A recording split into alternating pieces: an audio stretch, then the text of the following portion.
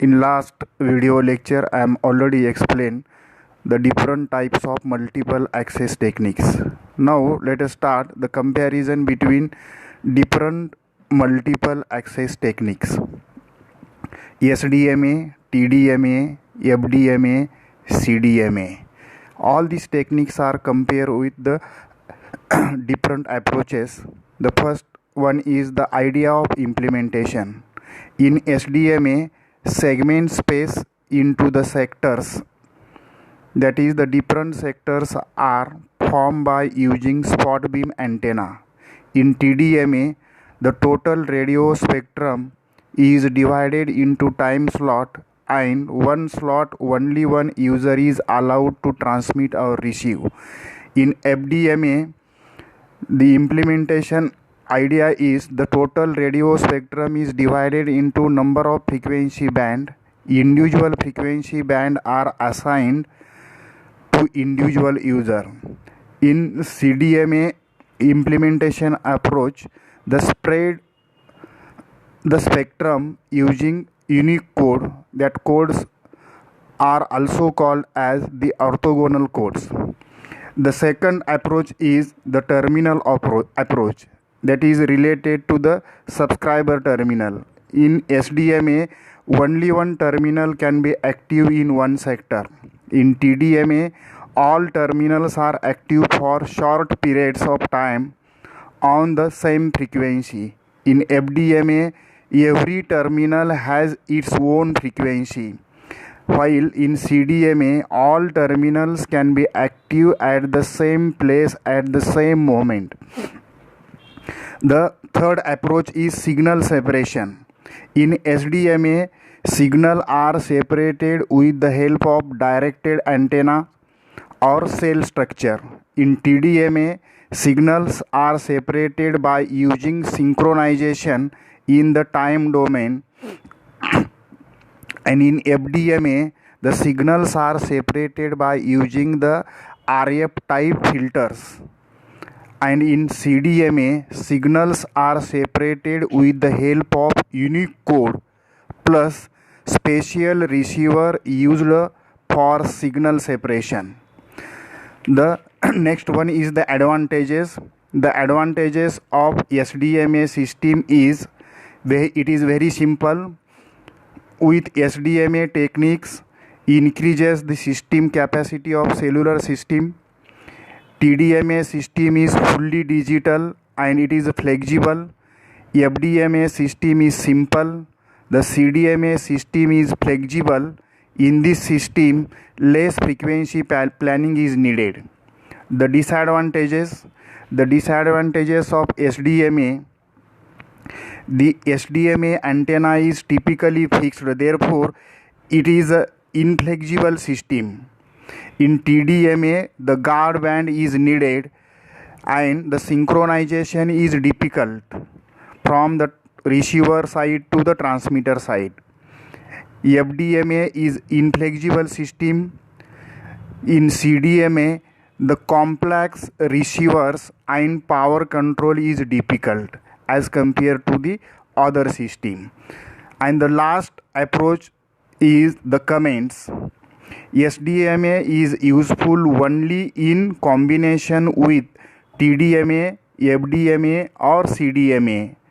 In TDMA, together with FDMA or SDMA is used in many mobile networks. FDMA is typically combined with TDMA and SDMA. CDMA will be integrated with TDMA and FDMA. The next bit is orthogonal frequency division multiplexing, OFDM. In OFDM techniques, bandwidth is divided into several orthogonal frequency subscribers. Independent data streams are modulated with different subcarriers, then multiplexed that data stream to obtain OFDM signal. OFDM is a special case of FDM, frequency division multiplexing. In OFDM, the bandwidth is saving as compared to FDM. Therefore, efficient utilization of bandwidth in OFDM as compared to FDM. The bandpass filter are not needed because of there is no need of guardband. OFDM is implemented fully digital way. Then the frequency division multiplexing versus orthogonal frequency division multiplexing. See these two figures. In FDM, guard band is required after each channels. In OFDM, there is no guard band is between adjacent subscriber. Therefore, more saving of bandwidth in OFDM as compared to FDM. Now, the advantages of OFDM. OFDM allows overlapping of subscriber and there is no mutual interference. This is the efficient transmission scheme by converting serial input data into the parallel. It is implemented by using inverse fast Fourier transform technique. Therefore, signal processing is fast as compared to the FDM. It permits flexible use of spectrum in total spectrum. The OFDM supports in different digital modulation such as BPSK, QPSK, QAM, and there is no need of equalization techniques in OFDM. Now come towards the block diagram of OFDM transmitter and receiver. The upper part shows the transmitter of OFDM while the lower part of this figure indicates the receiver of OFDM.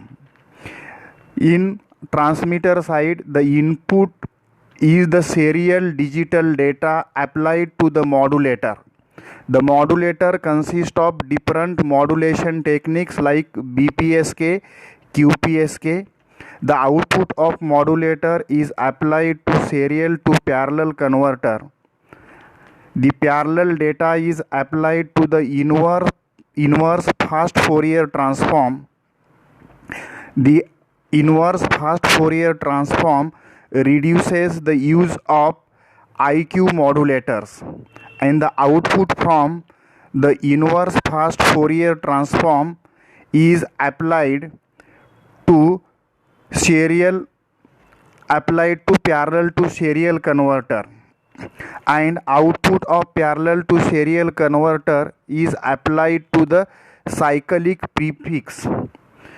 With the help of cyclic prefix block, eliminate the inter-symbol interference caused by the multiple path propagation, and then this signal will be applied to digital to analog converter, and this data will be transmitted with the help of transmitter.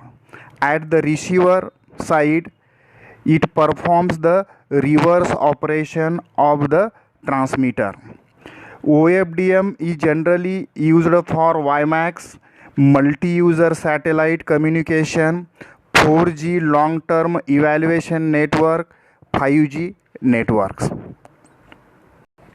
The next bit is Carrier Sense Multiple Access Protocol, CSMA.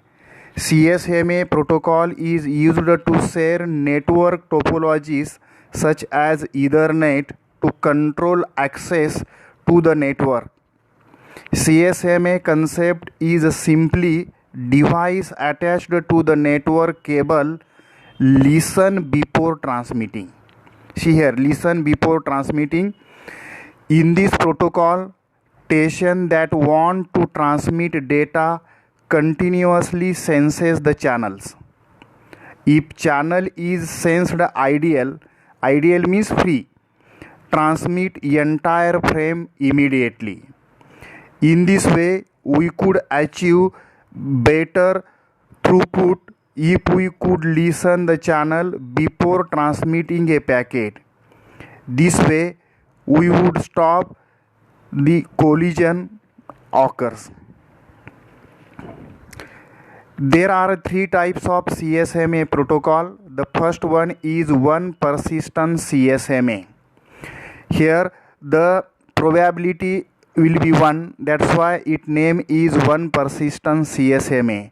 The second is non-persistent CSMA, and the third type is p-persistence CSMA.